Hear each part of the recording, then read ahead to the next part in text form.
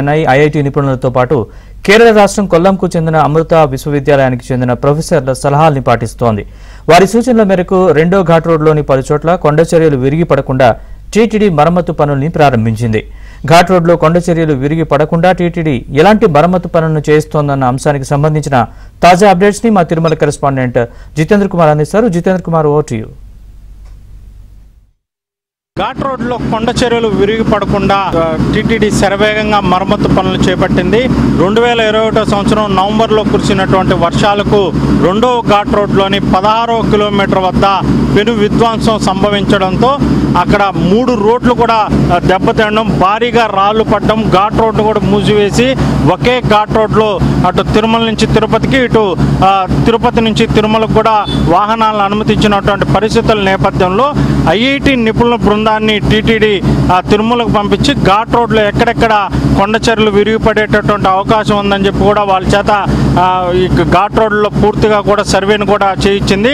అటు తర్వాత ఐఐటి నిపుణులు పోయినటువంటి కొద్ది రోజులకే తిరిగి మళ్ళీ కురిసినటువంటి వర్షానికి ఘాట్ రోడ్లో కొండ చర్యలు విరిగిపడటంతో డిజాస్టర్ మేనేజ్మెంట్లో నిపుణులైనటువంటి కేరళ రాష్ట్రం కొల్లాంకు చెందినటువంటి అమృత వర్సిటీ సంబంధించినటువంటి నిపుణులు కూడా తిరుమలకు రప్పించి డ్రోన్ కెమెరాల చేత ఘాట్ రోడ్లో ఎక్కడెక్కడ కొండ చర్యలు విరిగిపడేటటువంటి అవకాశం ఉందని చెప్పి కూడా వాళ్ళ చేత సర్వే నిర్వహించి వాళ్ళు ఇచ్చినటువంటి సర్వే రిపోర్ట్ ఆధారంగా ప్రధానంగా తిరుమలకు వచ్చేటటువంటి రెండవ ఘాట్ రోడ్లో 8.8 కిలోమీటర్ నుంచి 12 కిలోమీటర్ల వరకు కూడా పలు చోట్ల భారీ కొండ చర్యలు కూడా విరిగిపడేటట్టు అవకాశం ఉన్న నేపథ్యంలో అక్కడ వెంటనే కూడా మరమ్మతు పనులు చేయాలని చెప్పి కూడా వాళ్ళు సూచించినటువంటి పరిస్థితుల నేపథ్యంలో ఘాట్ రోడ్లో కొండ చర్యలు విరిగిపడకుండా కూడా టీటీడీ గత 6 మాసాలకు కూడా మరమ్మతు పనులు కూడా చేయిస్తున్నటువంటి పరిస్థితి. ప్రస్తుతం మనం విజువల్స్లో కూడా చూడొచ్చు.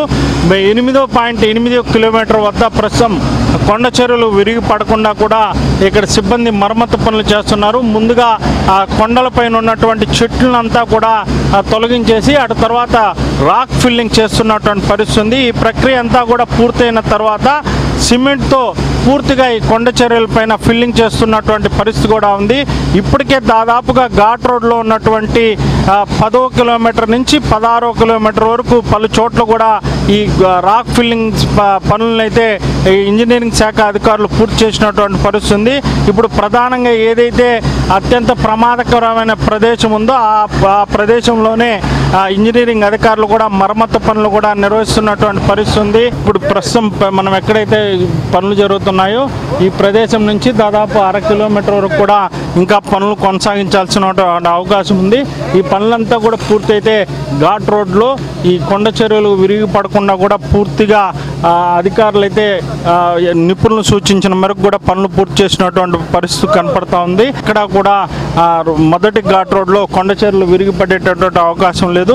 అయితే రెండవ ఘాట్ రోడ్ ఏదైతే తిరుపతి నుంచి తిరుమలకు వచ్చేటటువంటి ఘాట్ రోడ్ ఉందో ఆ ఘాట్ రోడ్లో మాత్రం మొత్తం 8 ప్రదేశాల్లో కొండ చర్యలు విరిగిపడేటటువంటి అవకాశం ఉందని చెప్పి కూడా అధికారులు టీటీడీకి నివేదికలు సమర్పించిన నేపథ్యంలో ముందుగా 16వ కిలోమీటర్ నుంచి ఈ పనులను ప్రారంభించి ఇప్పటికే 10వ కిలోమీటర్ వరకు కూడా ఈ పనులు పూర్తి చేసినటువంటి పరిస్థితి ఉంది.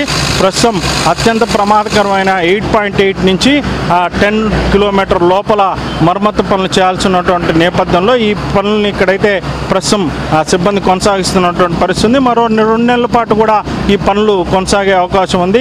ఇది ఘాట్ రోడ్లో కొండ చర్యలకు సంబంధించి ఉన్నటువంటి లేటెస్ట్ అప్డేట్స్. వీడియో జర్నలిస్ట్ లోకేష్తో జితేంద్ర కుమార్, ఏబిఎన్ ఆంధ్రజ్యోతి.